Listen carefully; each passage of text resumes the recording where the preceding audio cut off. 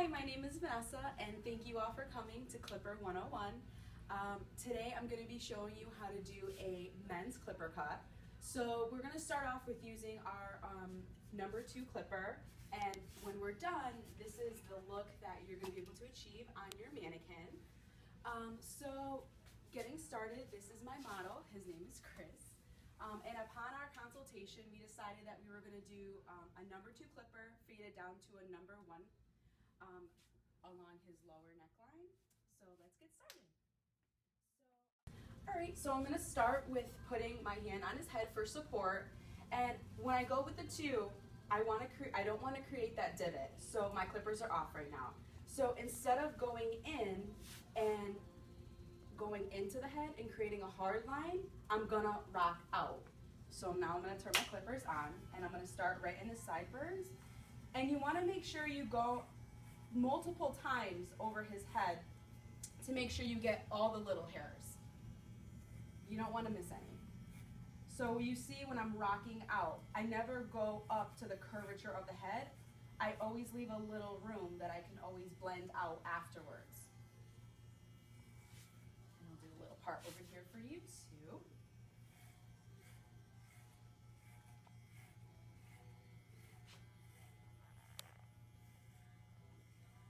And of course, around the ear, you can always put the ear down and get a little bit closer to make sure you get all those little hairs. Remember, you always want to make sure you rock out. So when you look at his head, you'll kind of see a little bit of a line right here. That's okay, we want that. It's easier to blend in the haircut as opposed to kind of fix a hole that we can't really put hair back. So now that we completed the number 2, you can see where my number 2 went up to about a little bit below where his head starts to curve. This is what the number 2 looks like, so I'll kind of spin him around so you can see. So now we're going to do the clippers again down to a number 1. We're going to start with the number 1, and you can see on this little graph right here, the 1 is pretty low. Unless your client lets you know that he wants it higher, would you bring it up higher? But during our consultation, my client said that he liked to keep it nice and low. He really didn't want a high and tight or anything really high. So we have the number 1. And remember, we're going to rock out. Now we're going to blend it using a different guard. So the 1 I only want to do till about right here. Make sure you get his sideburns, and especially with the number 1, make sure you go in different directions to make sure you don't have any loose hairs. So remember, when you go out, you always rock out.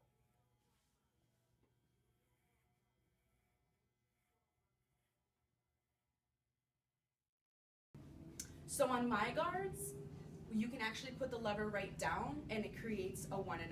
So we're going to go in and we're going to blend this line right here. Again, remember to kind of go up with the head and rock out. And you want to go up just a little bit above where you did your 1, just to blend your line out.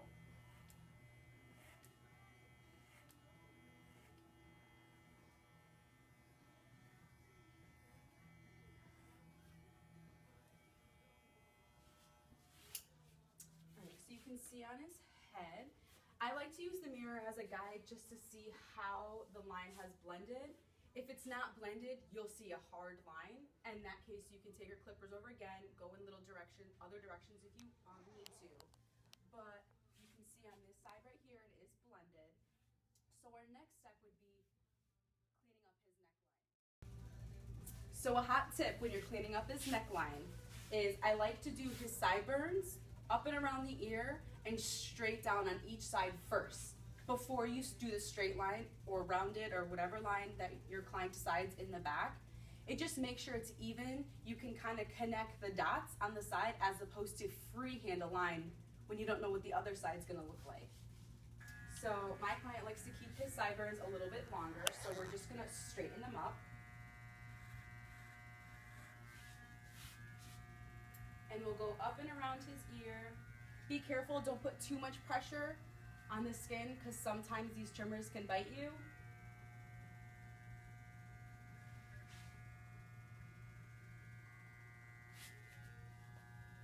and you can actually put his head down a little bit more, and I'll turn so you can see.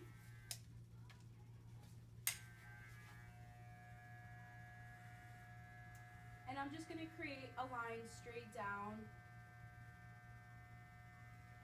And at first, it doesn't have to be a perfect line. You can always clean it up.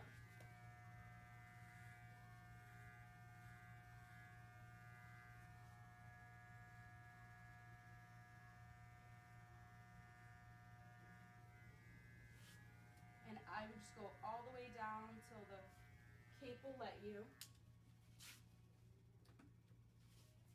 So if you take a look at his head, you can see now where the sideburns are squared off. If you look around his ear, it's perfectly cut all the way around it, and you can see where the straight line is in the back. Now we're going to do the same thing on the other side, and I'll give you about 7 minutes to do the 1.5, and clean up your neckline. So now that we completed the number 1 to 1.5 and cleaned up his neckline, we are gonna cut the top. Now, upon our consultation, he said that he wanted to keep as much length as he can on top, so I'm gonna kind of just even it out, and then we're gonna blend the sides. So I'll turn my client, and there's no need to use excess water. Just a little bit is fine. You don't want to drench your client or have any water dripping down his face.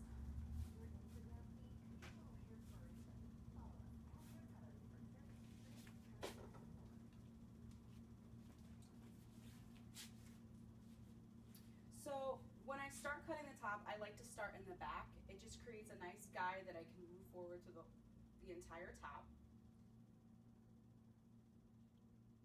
So because we're doing a baby trim, I'm cutting very little off the top.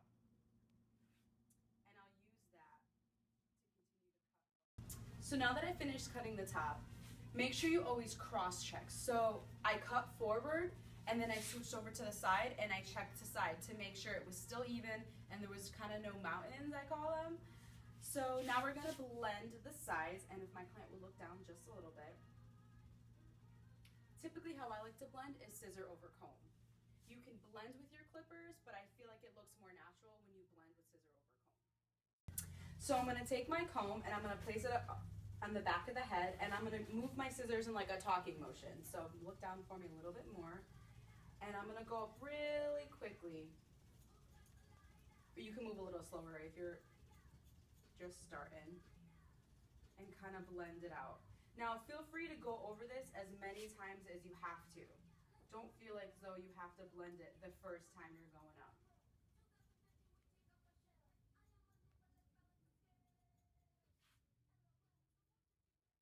Up with scissors and comb, I want to make sure I go out. I never want to go in because I don't want to create any divots.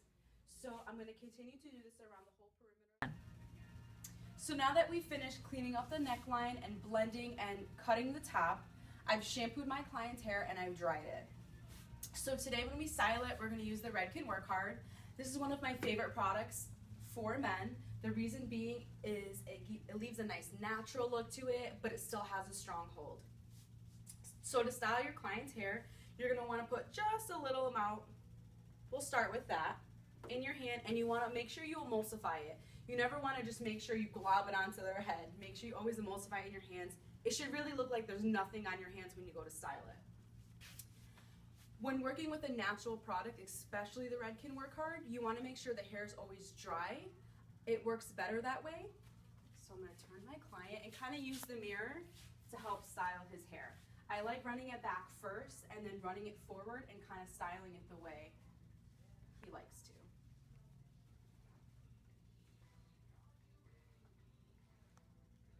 And feel free to play with it a little bit. Add some texture to it. And there you are.